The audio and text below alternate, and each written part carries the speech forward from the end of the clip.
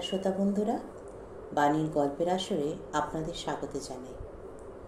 আজ আপনারা শুনবেন শ্রীমতী নবনীতা দেবসেনের লেখা একটি মনোরম গল্প, নাম দক্ষিণাবর্ত শঙ্খ। এবার পুজোর ছুটিতে আমাদের রঞ্জন অনেক দিন পরে এসেছিল। বেশ গোবদারি গজিয়েছে দেখল। আরও কিছু খবর দিয়ে গেল বসন্ত মামার। রঞ্জন বলল, সেদিন বিজয়া দশমী। বসন্ত মামা হন্তদন্ত হয়ে ঢুকলেন। ঢুকেই এক হাঁক পারলেন, সন্টু মন্টু রঞ্জু, এই রাখা গেলাম মহাশঙ্খ, আমি যাইতাছি স্নানে, হাত দিবা না কেউ, এ কইয়া দিলাম। শঙ্খে হাত দিলেই হাত কাইটটা ফেলাইব। এই যে সেই শঙ্খ না, দক্ষিণাবর্ত শঙ্খ, ডাইন দিকে প্যাচ, বুঝলা? অর্ডিনারি শঙ্খগুলান কেমন হয় খেয়াল আছে?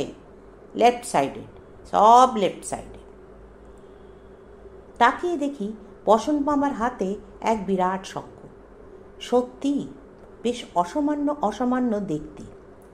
হাত উঁচু করে গোড়ালি তুলে শাকটা বসন্ত মামা যত্ন করে জানলার মাথায় কুলুঙ্গির তাকে উঠিয়ে রাখলেন। তারপর মাকে ডাকলেন চেঁচামেচি করে, অবেশদি যত্ন কইরা তুললা রাখেন, আপনার লাগাই আনছি। গেছিলাম গোপালপুর অনসি। সে কি ফার্স্ট ক্লাস সি রিসর্ট, যেন সাউথ অফ ফ্রান্সে যাইয়া পড়ছি পথ ভোলাইয়া। সি সাইডে মানে সমুদ্রে কুলে কুলে রঙিন ছাতায় ছাতায় ছত্রাকার। প্লেন থিক্কা দেখায় যেন শত শত মাল্টি কালার ঝিনুক পইরা আছে। আর ছাতির নিচে কেবল ম্যাম আর সাহেব আর ম্যাম গো আবার লাজ লজ্জা নাই, বড়ই বেসরম। সাহেবগুলা তা মন্দের ভালো। তাই বললে আমি বা কি কনমেজি, আমি কি কম চাই? আমিও বৈশা পড়লাম ছাতির তলায় গা এলাইয়া, দিলাম 2 পাও টেবিলে তুললা। নাকের ডগায় সবুজ গগল ঝুলতাছে। মনে মনে একটা অস্ট্রেলিয়ান টিউন হামিং করতাছি। এই টিউনটা সমুদ্রের স্কাইল্যাব ভাঙ্গা পড়ার সময় দারুণ পপুলার হইয়াছিল গা অস্ট্রেলিয়ান নেভিতে। আর কোলের উপর একটা রংচঙ্গা ইংরাজি নভেলের পাতা উল্টাইয়া যাইতাছি। কতকটা আউট অফ মাইন্ড, মানে কতকটা অন্যমনস্ক হইয়া আর কি। এমন সময় আইলো এক সন্ডা গন্ডা অস্ট্রেলিয়ান সাহেব। পরনে এইটুকু একখানে কালা মতন গেঞ্জির জাঙ্গিয়া। মোরারজির গঙ্গাসাগর স্নানের জাঙ্গিয়াটার থেকেও ছোটই হবে তো বড় না। আর এই বড় একখানা দেহ, সে তো হস্তির লাইগা সাদা মাংসের পাহাড়। এই সময় মা বললেন, স্নানে যাবে না বসন্ত? বসন্ত মামা বললেন, এই যাই মেজদি। কিন্তু আমরা তখন অদম্য হয়ে উঠেছি। এখন না বসন্ত মামা, এখন না, আগে বলে যাও কি হলো, তারপর সেই সাহেব। বসন্ত মামা এবার চৌকিতে পা তুলে বসলেন। তাচ্ছিল্যের ভঙ্গিতে হাতটা উল্টে আর ঠোঁট বেঁকিয়ে বললেন, ওই আবার কিছুই না। সাহেব আইয়া আমারে কইল, গুড মর্নিং স্যার। আমিও মুখ থিক্কা পাইপটা নামাইয়া নড হইয়া সিরিয়াসলি কইলাম, গুড মর্নিং স্যার। কিন্তু পাও নামাইলাম না। দেখিয়া সাহেব কইল, আমি কি বুঝতে পারি, মে আই সিট ডাউন? সাহেব তো আমার ইংলিশ শুইনা একেবারে হকচকাইয়া গেছে। কইল, তুমি কি গানটা গাইছিলা সিরাসিনা কইরা শোনা যায়?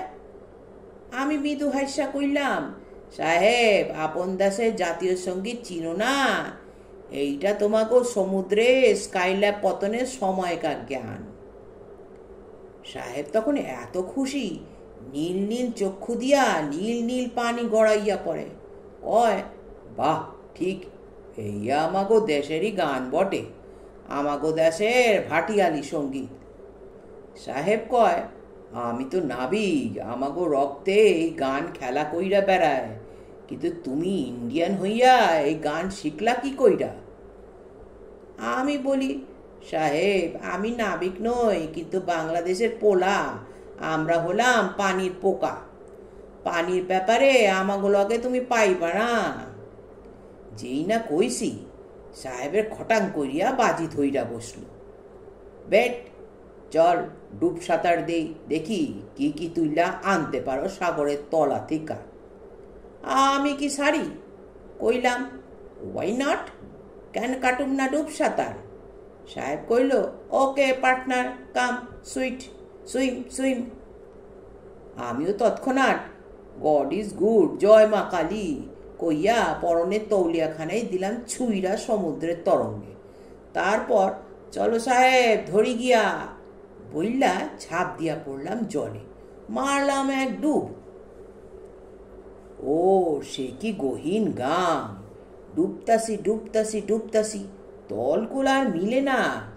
শেষে একেবারে অতলে যাইয়া দেখি গুচ্ছ গুচ্ছ প্রবাল, আর মাদার অফ পার্লের শক্তিগুলোর লগে খেলা করতেছে আমার সাধের তওলিয়া। সে কি বিউটি তোমরা বুঝবা না। হেলিয়া দুলিয়া যেন লুকোচুরি খেলতাছে। মস গ্রিন জলজ উদ্ভিদের ফাঁকে ফাঁকে উকি মারতাছে আমার হলুদ তওলিয়া। আর তৌলিয়ার লগে খেলা করে কে? কেডা খেলে কইতে পারো? এই সন্টু, তুই না ক্লাসে ফার্স্ট বয়, তুই ক কেডা খেলে? সন্টু ঘাবড়ে গেল, ডাইনে বায় মাথা নাড়ল, ভয় ভয়। ছোট হলেও মঞ্জুটা চিরকেলে সাহসী। সে বলল, কে খেলছিল বসন মামা, মৎস্যকন্যা? আরে ধুর! বসন মামা এক হাত নাড়াতেই মঞ্জু খতম। মৎস্যকন্যা হইলে কি আর আমারে দেখা ওয়েট করতো না, নিঘাত পলাইতো। আরে মৎস্যকন্যারা যে বড় লাজুক হয়, বুঝলা না? অগর লাজুক না হইয়া উপায় যে নাই। এই সময় আবার মা ব্যস্ত হয়ে বললেন, বসন্ত, তুমি স্নান করতে যাবে না? বসমা বললেন, আরে জামু, স্নানের ডিসকাশনই তো করতাছি। অবগাহন স্নান, এইয়া আপনার কল খুললা টুপুর গোসল না। তারপর সমুদ্র তলে যাইয়া দেখি আমাকেও তৈলিয়ার সঙ্গে খেলা করতেছে এই বিরাট সংখ্যক গা। ওহো, সে কি ব্রাইটনেস মেজদি! রাশি রাশি মণিমুক্তার জ্যোতিরে মলিন কইরা দিতাছে এই আর অমলিন শুভ্রতা। সপ্তসিন্ধুর রত্নরাজি যেন শরমে মুখ লুকাইতেছে বালুর সজ্জায়। আর জলমধ্যে শততল পদ্ম ফুলের মতো সগৌরবে শোভা পাইতেছে এই শঙ্খ। ব্যাস লইয়া আইলাম তীরে। ভুস কইরা ভাইসা উঠাই দেখি সাহেব লাল নীল ছাতির নিচে বৈশা বড় বড় শ্বাস ছাড়তাছে। আমারে দেখা কইল, ও তুমি দেখাইলা বটে, বিনা অক্সিজেনে জলের তলে পাক্কা 20 মিনিট। আমি কইলাম, এই দেখো সাহেব, পদ্মাপাড়ের প্র্যাকটিস। কই তুমি কি তুইলা আনছো, দেখাও দেখি। তৌলিয়া তো ধরতে পারো না জানি। সাহেব কয়, my God, what sea, what wave! এই উত্তাল তরঙ্গিত বঙ্গোপসাগরে যে উহারা নামে নাই কখনো। ব্যাটার 5 মিনিটেই দম ফিনিশ। সমুদ্র বক্ষ থিকা কিছুই তুলিয়া আনতে পারি নাই। আমার হাতে শঙ্খ দেখা তো সাহেবের চক্ষু স্থির। কয়, এইটা আবার কি? What is this? ওয়ারে বুঝাইবার লেগা তো শঙ্খে লাগাইলাম এক ফু। উড়ি বাস! এই যে মেজদি শোনেন, এ কইয়া দিলাম, হোল ফ্যামিলির এই জয়েন্ট ওয়ার্নিং দিয়া দিলাম, এই শঙ্খে ফু দিবেন না, নেভার। ওরে বাপ, সে কি ভোগ! সেই দীক্ষায় আমি এই ডাইন কানটাতে স্লাইটলি কমতি শুনতাছি। রঞ্জু মঞ্জু সন্টু শূন্য দেখ, সদা পচা মেন্তিরও কইয়া দিবি, শঙ্খে যেন কদাচ ফু দিতে যাইও না, সর্বনাশ হইব, ভেরি ভেরি ডেঞ্জারাস। যাইতেছিল এক মার্কিন যুদ্ধ জাহাজ দূর দিয়া, পেন্টিংয়ের লেখান দেখা যায়। যেই না দিছে শঙ্খে ফু, অমনে গেছে থামিয়া। ওই যুদ্ধজাহাজ গেছে থামিয়া। সে কি বিরাট শব্দ! সমুদ্রের জলে ব্রেক টানছে তো। নিঃশব্দের নিচের পথেই দোতলা বাস ব্রেক টানলে কত না শব্দ করে। আর সদা কলো কলো সমুদ্রে 7 তলা জাহাজ ব্রেক দিছে, তার যা শব্দ! ও জাহাজ তো গেল মধ্য সমুদ্র দিয়া, আমার শঙ্খ নিনাদে ভয় পাইয়া। তখন আমার এই সিচুয়েশন সেভ করতে হইল। চিৎকার কইয়া দিলাম, অল ক্লিয়ার, ভয় নাই, ফ্রেন্ডস হিয়ার। হুড়াহুড়ি কইরা পকেট থিকা বার কইরা দিলাম এই সাদা রুমালটা, নাইরা। বসন মামা পকেট থেকে নস্যি ঝাড়া নোংরা রুমালটা বের করলেন। মঞ্জু বলে উঠল, বারে, তখন তোমার পকেট কোথায় বসন মামা? তুমি তো তখন তোয়ালে পড়ে। বসন মামা রেগে গিয়ে বললেন, মঞ্জুটার হয়েছে বড়ই চিটপিটানি স্বভাব, বড়দের সব কথায় কথা কখন চাই। তোরে আর কিচ্ছু কমু না, যা। তারপর সাহেব তো আমার শঙ্খের রূপে গুণে এক্কেরে পাগল। কেবলই কয়, oh grand, the great Indian sea, siren, how much? আমি তো স্ট্রেট কইয়া দিলাম, দিবু না সাহেব, এইয়া হইল গিয়া দক্ষিণাবর্ত শঙ্খ, এ আমাকে বড় লক্ষ্মীমন্ত দ্রব্য, এ আমি তোমারে বেচুম না। সাহেব কালি কয়, প্লিজ, হাউ মাচ? 1000, 2000, ওকে, 3? আমার মুখে এক বাক্য, মাথা নাড়তাছি আর অনলি কইতাছি, no sir, not for sale, এইয়া আমাগো মেজদির লইয়া যাবো, বড় পয়মন্ত শঙ্খ।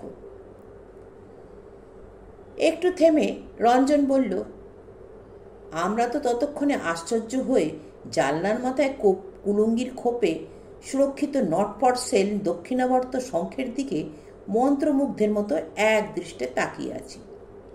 বসন মামাও আমাদের তাকানোটা তাকিয়ে দেখছেন স্নেহমুগ্ধ হয়ে। এমন সময় ভীষণ গোলমাল করতে করতে এক পাল ছেলে ঢুকলো ঘরে। জানিস রঞ্জন, কি কাণ্ডই হয়েছে প্যান্ডেলে? ঠাকুর বিসর্জন দেওয়া যাচ্ছে না, পুরুত মাসে রেগে কাই, বরদাদের যাচ্ছে তাই করছেন।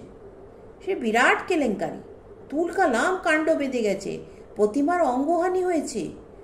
প্রতিমার হাত থেকে না কে যেন শাঁখটা চুরি করে নিয়েছে, সেটা না পেলে বিসর্জনই আটকে থাকছে। মা অবাক হয়ে বললেন, কিন্তু ওগুলো তো মাটির শাঁখ হয়, ও শাঁখ চুরি করবেই বা কে, আর কেনই বা করবে? এমন সময় বসন মামার গলায় যেন কড়াক করে বাজ ডাকল। হ্যাঁ, ওই তো রইছে, লইয়া জানা তক ছাদার মাথা শঙ্খ। নিতান্ত অশ্রদ্ধার সঙ্গে মাথার পেছন দিকে বুড়ো আঙ্গুল উঁচিয়ে কুলঙ্গির দিকে দেখিয়ে দেন বসন মামা। বিরক্ত কণ্ঠে বলেন, যত সব লেট লতিফ, আমি মনে করি বিসর্জনটা হইয়া গেছে বুঝি, এখন কেবল লরির অপেক্ষা, প্যান্ডেলে একটি জনপ্রাণীও নাই, ছি।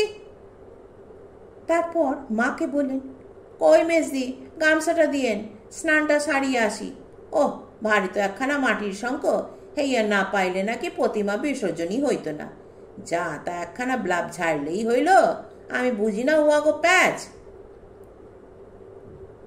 আমি বললাম, রঞ্জন, এটা নিশ্চয়ই বসন মামা সত্যি ঘটনা নয়, এটা তুমি বানিয়েছ, এ কখনো সত্যি হতেই পারে না। রঞ্জন বলল, বাহ, আমি বানাতে পারি বলে বিশ্বাস হয়, আর বসন মামা বুঝি বানাতে পারেন না? বলে রঞ্জন গোফের ফাঁকে মুচকি হাসল। কেমন লাগলো গল্পটি? ভালো লাগলো? যদি আপনাদের গল্প পাঠ ভালো লেগে থাকে তাহলে গল্পটি লাইক কমেন্ট অবশ্যই করে দেবেন। আর নতুন শ্রোতা বন্ধুরা যারা এখনও আমার চ্যানেলটি সাবস্ক্রাইব করেনি তারা অবশ্যই সাবস্ক্রাইব করে নেবেন। ধন্যবাদ।